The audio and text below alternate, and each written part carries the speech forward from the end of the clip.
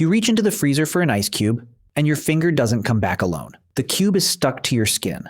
Not slippery, not wet. Stuck like glue. You yank your hand back and it actually hurts a little, like peeling tape off skin. Ice is supposed to be the slickest thing you own. That's why people fall on it. So why does the same material that makes you slip also make your fingers stick fast? Most people assume it's just water melting a little, and wet things stick. It's also wrong, or at least missing almost the entire story. The real answer involves a 19th century physicist and a molecular layer thinner than a human hair. Ice looks solid, hard, finished, but the surface of ice is never fully solid, not even at -20°C. In 1850, physicist Michael Faraday noticed something strange while experimenting with 2 ice cubes in London. He pressed 2 blocks of ice together, and within seconds, they fused into one. No water was added, no pressure equipment, just 2 cold surfaces touching. Faraday concluded ice must have a thin liquid-like film on its surface even below freezing. He called it regulation. And for over a century, nobody could fully explain it. This is the first idea to remember.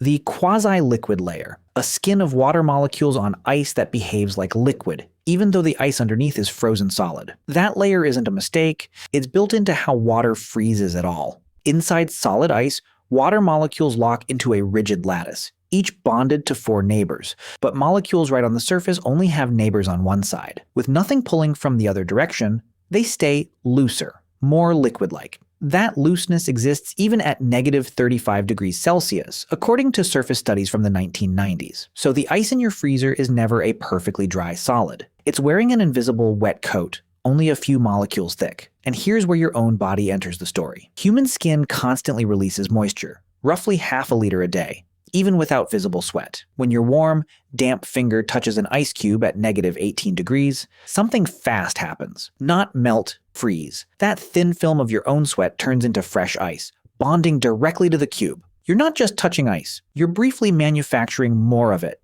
This is the sticking mechanism. Not glue, but a literal instant weld. Scientists call this the skin freeze weld, the same principle behind licking a metal pole in winter. The moment they touch, saliva freezes solid, gluing skin to metal in under a second. At -15°C, that bond can outlast sheer panic, and yanking away rips skin layers clean off. Emergency rooms see this exact injury every winter, mostly from kids who ignore the warning, often needing stitches afterward. Emergency rooms document dozens of these tongue-to-pole injuries every winter across the northern US and Canada. Metal is a much better conductor of heat than ice is. It pulls warmth away so fast that freezing happens almost instantly, which is why the pole trick is worse. Ice, a poorer conductor, takes a second or 2 longer and hurts a little less. In 1857, physicist James Thomson proposed something that seemed absurd at the time. He suggested pressure alone could melt ice, even without adding heat. His brother, later known as Lord Kelvin,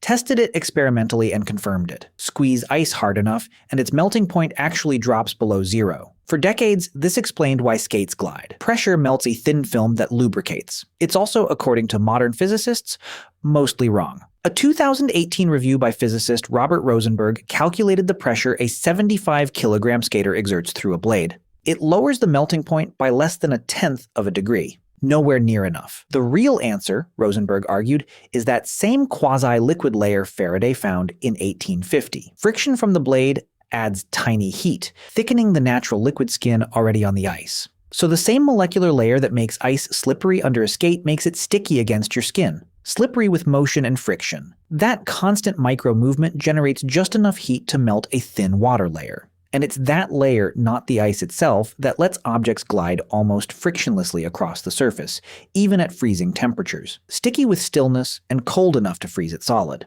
In the 1990s, chemist Gabor Somorjai at UC Berkeley mapped this layer using surface X-ray diffraction. It gets thicker as temperature rises towards 0 and thinner as it drops.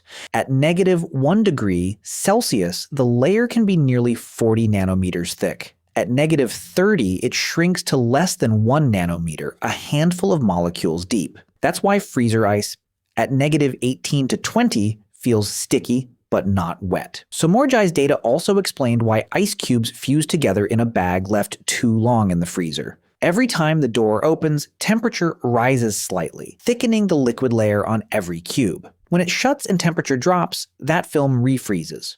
welding the cubes into a clump. This process even has a name in food science: freezer recrystallization. It's the same reason ice cream develops that gritty texture after months in storage. Tiny ice crystals slowly recrystallize into larger, coarser ones every time your freezer temperature fluctuates by even a few degrees. That's why the first scoop from a fresh tub always tastes smoother and creamier than the last. Your freezer is not a still, silent box. It's a slow, constant cycle of melting and welding every time the door opens. You are watching, in real time, the process that shapes glaciers, skating rinks, and every ice tray on Earth. In extreme cold, this same weld effect worsens frostbite when people pull skin from frozen metal too quickly. Wilderness Medical Society guidelines specifically warn against yanking skin free. The correct method is warm water, poured slowly, to melt the bond instead of tearing it. Pulling too fast tears skin away with it, because the freeze weld is stronger than skin tissue.